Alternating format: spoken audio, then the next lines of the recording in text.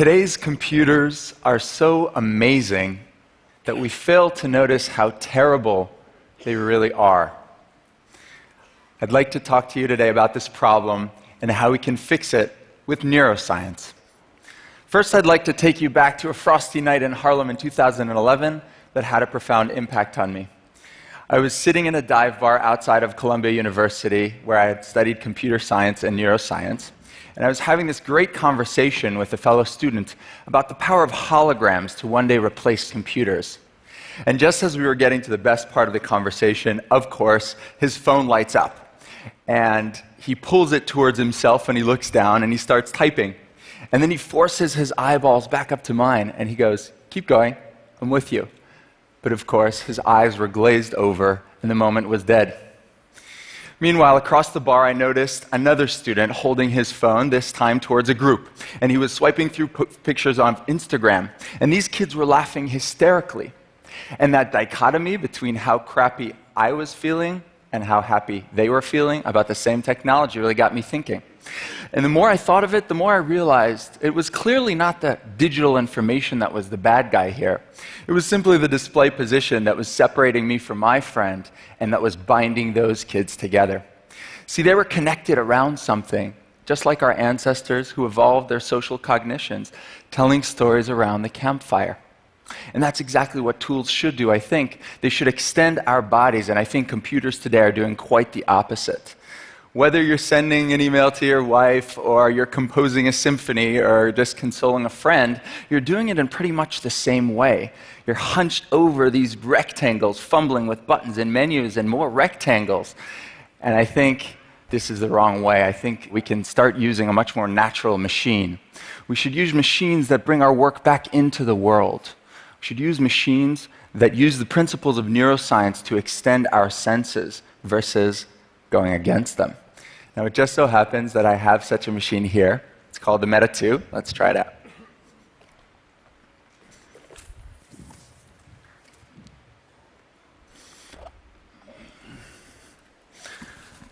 Now, in front of me right now, I can see the audience, and I can see my very hands. And in 3, 2, 1, we're going to see an immersive hologram appear, a very realistic hologram appear in front of me of our very glasses that I'm wearing on my head right now. And of course, this could be anything that we're shopping for or learning from. And I can use my hands to very nicely kind of move it around with fine control. And I think Iron Man would be proud. We're going to come back to this in just a bit. Thank you. Now, if you're anything like me, your mind is already reeling with the possibilities of what we can do with this kind of technology, so let's look at a few. My mom is an architect, so naturally the first thing I imagined was laying out a building in 3D space instead of having to use these 2D floor plans. She's actually touching graphics right now and selecting an interior decor. This was all shot through a GoPro, through our very glasses. And this next use case is very personal to me. It's Professor Adam Ghazali's Glass Brain project, courtesy of UCSF. And as a neuroscience student, I would always fantasize about the ability to learn and memorize these complex brain structures with a natural machine where I could touch and play with the various brain structures. Now, what you're seeing is called augmented reality. But to me, it's part of a much more important story. A story of how we can begin to extend our bodies with digital devices instead of the other way around. Now, in the next few years, humanity is going to go through a shift, I think. We're going to start putting an entire layer of digital information on the real world. Just imagine for a moment what this could mean for storytellers, for painters, for brain surgeons, for interior decorators, and maybe for all of us here today.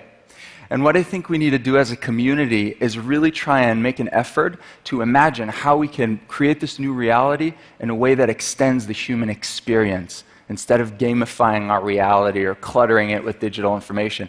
And that's what I'm very passionate about. Now, I want to tell you a little secret. In about 5 years, this is not the smallest device, in about 5 years, these are all going to look like strips of glass on our eyes that project holograms. And just like we don't care so much about which phone we buy in terms of the hardware, we buy it for the operating system. As a neuroscientist, I always dreamt of building the iOS of the mind, if you will. And it's very, very important that we get this right, because we might be living inside of these things for at least as long as we've lived with the Windows graphical user interface. And I don't know about you, but living inside of Windows scares me.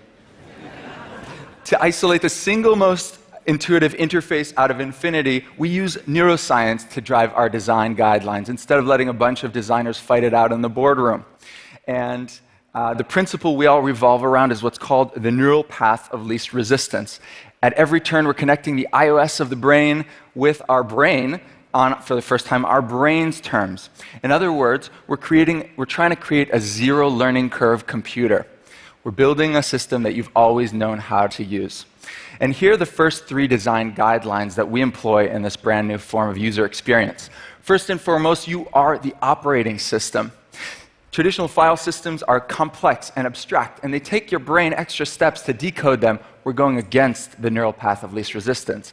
Meanwhile, in augmented reality, you can, of course, place your holographic TED panel over here and your holographic email on the other side of the desk, and your spatial memory evolved just fine to go ahead and retrieve them. You could put your holographic Tesla that you're shopping for, or whatever model my legal team told me to put in right before the show.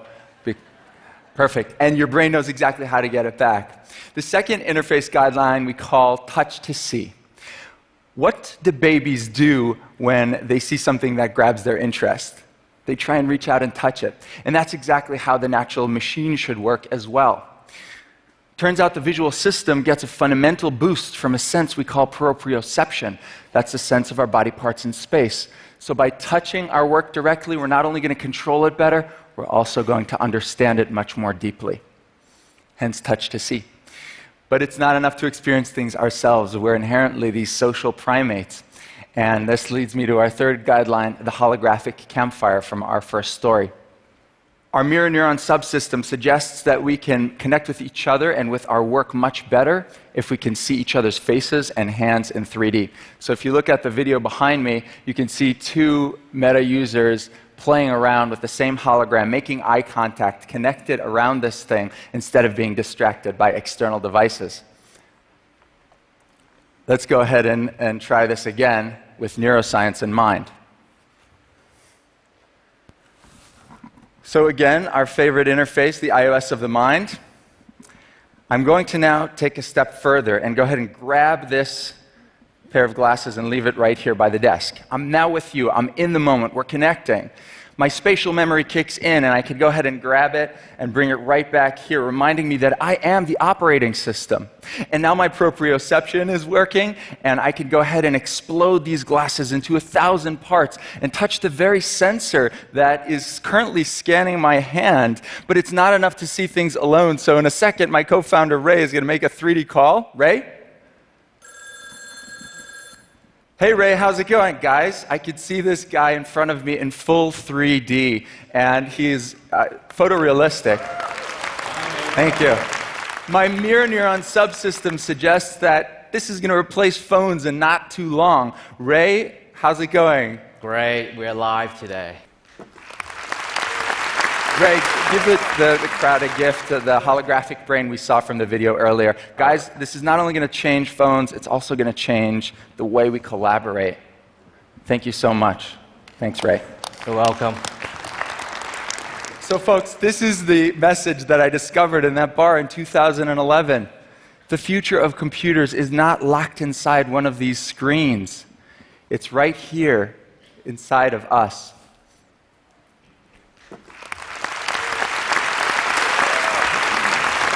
So if there's one idea that I could leave you with here today, it's that the natural machine is not some figment of the future. It's right here in 2016, which is why all 100 of us at Meta, including the administrative staff, the executives, the designers, the engineers, before TED 2017, we're all going to be throwing away our external monitors and replacing them with a truly and profoundly more natural machine. Thank you very much. Thanks. Thanks. Thank you. Appreciate it. Thanks. Thanks, guys. Wow. Thank you.